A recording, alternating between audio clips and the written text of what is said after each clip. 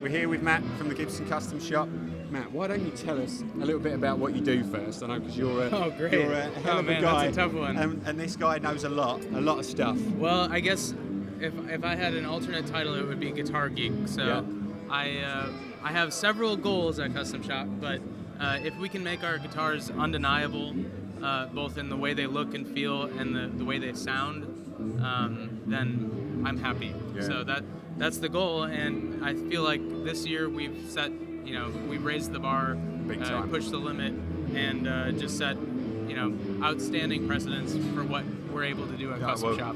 Even when I was back there in November, every guitar that was coming off of the line, I was struggling to say no to having it. Everything that was coming out, the tops, the colours. Imagine what it's like for me. Yeah, I know, every day. Yeah. But so Matt's come in and has done a lot of work. I know you've been doing a lot of work on the very small details and the colours.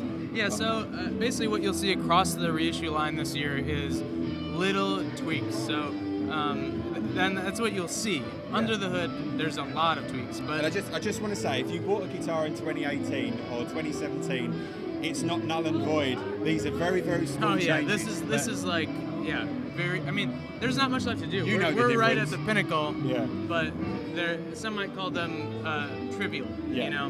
But so here's some examples. So a new inlay material that has a little bit of tint to it. A new silk screen that's a little finer. It's got kind of the right gold mixture on the silk screen. And then a new headstock logo that has the right angle, has the right font, has the rounded corner on the G. Just little things like that. And then the gold color we tweaked as well. So it's hard to see here, but it's just kind of that darker gold. We had that heirloom gold one, the aged one, one of those. Yep.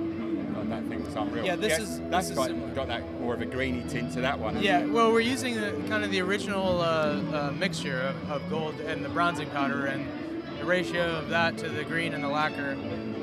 But we use the same gold on the knobs too, so the knobs look killer too. That's beautiful, yeah. The 57 Custom, again, a little tweak. So we finally did the untapered final inlays, which had a lot of our fans were requesting that. So we finally went through that chore of doing that, and a fully new headstock veneer, correct logo, correct split diamond, et cetera, but this is, you might say, is the most accurate reissue that we do at Custom Shop, because everything down to the construction methods and the solid ebony fingerboard. The shape of the pickups that they've changed a little bit as well.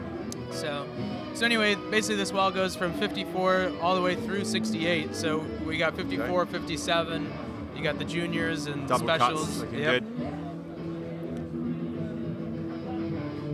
And then basically, the same principle applies to the juniors as everything else, is that the goal is extreme historical accuracy and same construction methods. It's not just the cheaper version of a custom shop guitar, you're giving it the same. I mean, that new one that I got, that guitar. Oh, yeah, that was a special guitar. Yeah, that was really, really cool. All right, so moving on, we've got 58 Les Paul standards, and these last year we tweaked a couple of things on these, and the reaction from our fans was awesome. This is what a 58 Les Paul should be: smaller frets, it's got the big fat neck, and again, we overhauled the cosmetic features on these just like everything else. Now's probably a good time to talk about under the hood. Yeah. So on these models and all the historic reissues, you're going to find completely new electronics. So real 100% accurate paper and oil capacitors. Hallelujah. We finally, got it done. Went through that exercise to raise the level of accuracy on that. And then also true vintage taper, audio taper potentiometers, very similar to the 50s central lab potentiometers. And then also unpotted custom buckers, which it's a small tweak, but basically it allows them to have a little bit more clarity, a little more openness, and that bloom that you expect from an old PAF. So. Especially on that neck pickup, it's just not muddy anymore then, is it, at all, on the bass strings? Exactly, yeah. That's the thing that a lot of people don't realize, is that an old PAF is clear, crystal clear, and every note there's clarity. And like when you wind down like a bridge pickup, it's almost got like some twang to it as well, hasn't it? Yeah. Yep. And you pump the volume up for rocking. But I mean, our custom buckers were already the best pickups I think that we offer. So I think from like even when they were first released, I think it was in 2013. I thought then that they were just the best vintage style pickups that I've heard.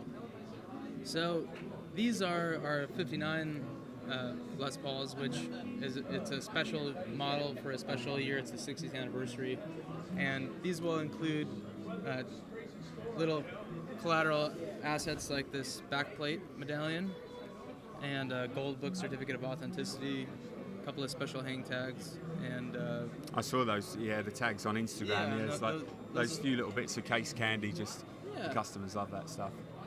And basically, the 59 has been our flagship model for so long. We wanted to do something even more special and make it accessible to everyone, every forum board member that wants a specific color.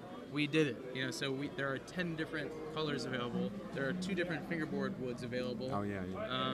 So we're using Bolivian rosewood in addition to Indian rosewood. They're somewhat interchangeable. They look very similar.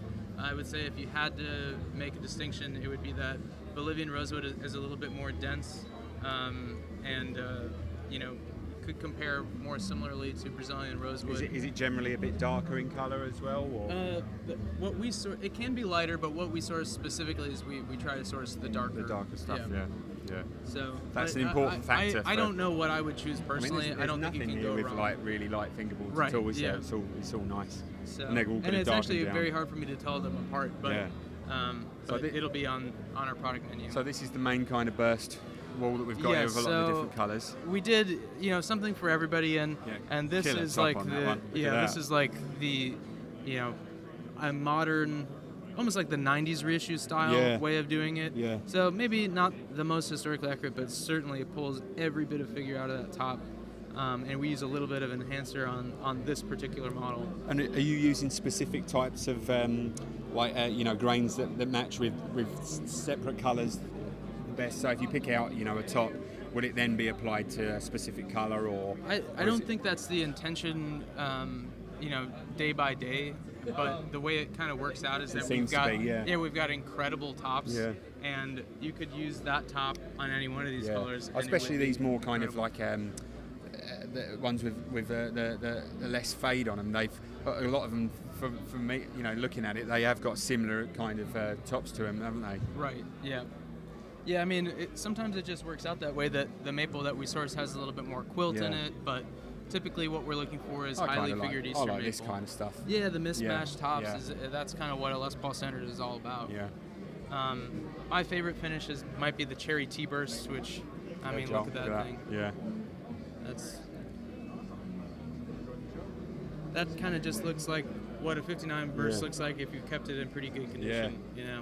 From the factory, they were a little bit darker, deeper red, like this one over here, but... Or they were dark bursts, and that's a hell of a dark burst right there. Yeah, I think that's my favourite. Yeah. Favourite one here, I think. So I don't know if we want to cut here and then. Yeah, we can. Yeah, you can edit all it again after. So I would say it's worth it to talk about the 64 SG. Okay. Yeah. Cool. Right, let's get cracking with this one then. All right, so this is the first year we've ever reissued a 64 SG, or I should say, it's the first time we've ever reissued a 64. But what makes a 64 SG distinct is it's no longer under the Les Paul moniker. Some would say that that's the first year that it truly kind of came into its own as an SG. Certainly the Meister Vibrola was a great choice instead of the side pull, more consistent. And also it helps balance that body a little bit in comparison to the neck. The neck is really the biggest change of the 64 SG. It's going to be very similar to a 59 neck. We got in a 64 SG, scanned it, and man, it had just a giant neck on it. And it makes this model just so much more fun. And I think the super thin, slim taper neck of the SG that's existed for the last several decades is great, but this is kind of a whole different animal. Yeah, I've got a 67, and it's like a 1.5 inch nut. It almost feels like it's so so slim. Yeah, but it's still. So it's a really fun guitar. In fact, I would speak for most of Custom Shop and say that that's a factory favorite for sure. And you just don't see many SGs with big necks, do you? Like, no. On any 64 is the only year you'll ever see that. Same with 335s. Yeah. Clapton played both as SG and a 335. Yeah. So love the custom as well. Oh yes, yeah, beautiful SG Uni custom. days. Yep. And of course, all of these are platforms for customers and fans to order through Peach Guitars. If you see anything that you want to tweak the color on, contact Peach Guitars. Yeah, absolutely. And then you've got the 68s as well. Yeah, so these are now added to the price list because of just demand. We did some limited runs, and we didn't want to kind of step on the toes of those limited runs, so we're not offering the same case or collateral with them, but we're still offering the models and gloss finish, so you can get them on our price list. And is this part of the lineup now? Or So this was our most popular custom order of 2018. We started putting them on social media, and people started ordering them by the dozen. So at a certain point, we said we should probably just make this a core model. I love it in that kind of like. This is my favorite color. Yeah. It just looks like something that could have appeared in the 50s. Yeah. It's a true retro mod. So we started with a 58 Les Paul Special, added a figure top, we put single ply binding on it, and then we thought, you know what, it doesn't really set it apart. More. So we put 3-ply binding, and then the custom buckers and an ABR and stop bar, and it just kind of looks like it was meant to be this way. It's like just a very handsome guitar. Yeah. All right, so here's our custom series of instruments. One thing you'll notice is in all of our lineup here, there is no Richlight anywhere to be found. Huzzah! Huzzah! So we're using solid ebony fingerboards on this range. Richlight is a fantastic wood which suffered from a very bad name. So people want ebony. Our fans have demanded it, and so we went back to There's just no place in the custom shop for it, in my opinion. Sure. Anyway. Yeah. But it definitely has its uses. But the Les Paul Custom's one of your most iconic guitars, isn't it? And I'm so pleased to see that now. And again, these are all platform models, so if you want to put a figure top on a Firebird Custom, go for it. We can really do a lot of stuff. I'd love to see some like Pale and Blue ones like this. Done. Yeah, and those are, you can't go wrong. This is kind of our base model, our bread and butter, if you will. So I'm loving this. Yeah, that's been a popular one. So this is the very first proto of a Brian Ray 62 SG. So started with a 62 SG and obviously made a few tweaks. The most brilliant and beautiful is probably that color, the Pearl TV White. Oh yeah. Which is a brand new color for Custom Shop. Oh yeah, that's sweet. Yeah. It's hard to see in this light, but it almost looks metallic. The ebony block on there as well. And so these three models, the Dave Amato, the Brian Ray, and the Leroy Parnell, they'll all be future runs, but these are the prototypes. We wanted to show them off to our fans now. Sorry about the top on the Leroy Parnell. We couldn't find a better decent one. Piece of Yeah, no, fair enough. Okay. Yeah. And then there's the Big Daddy over there. Oh yeah, that's my pride and joy right there. Yeah. You got to pull that one out because under the light, it's just explodes. So that's, again, pretty much from here on are just examples of what we can do through made to measure and what the Custom Shop is capable of. So this is both an example of the aging and the quality of the woods that we can pick from. So the red, where it's still a bit of red left in the switch. Is it like that under the pick guard as well? Yes. Yep. I spec'd every element of this guitar. I picked all the woods, but all the credit goes to the Custom Shop, who just knocked it out of the park. I mean, it came together so beautifully. One of my favorite guitars at the show. I know you said potentially there was maybe some plans to do a few one-piece top runs. It depends on how much wood we can get. So we're going to try, and I would love to do that. So that's a conversation to be had later. But I think selfishly, that's my favorite guitar. Yeah, I think that's my favourite guitar at the show, full stop. Matt, thanks for showing us everything again. I'm going to be annoying you a lot more in the future. I know that. So thanks for watching, guys. Cheers. All right, cheers.